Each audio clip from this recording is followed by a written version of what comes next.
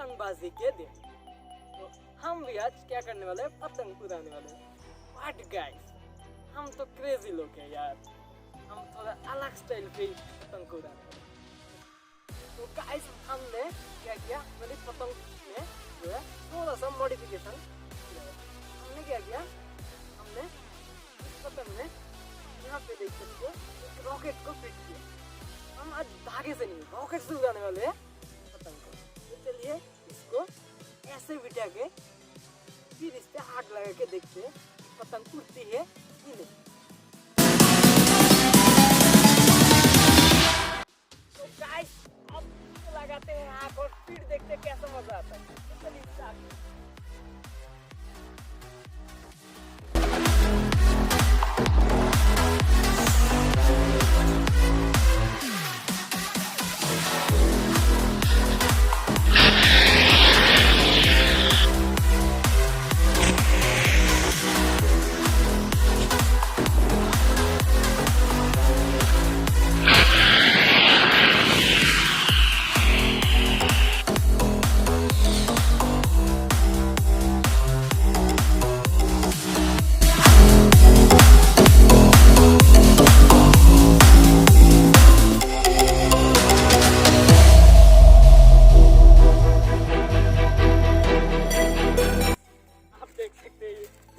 हाल हो गया हमारे पतंग की, ये देखो।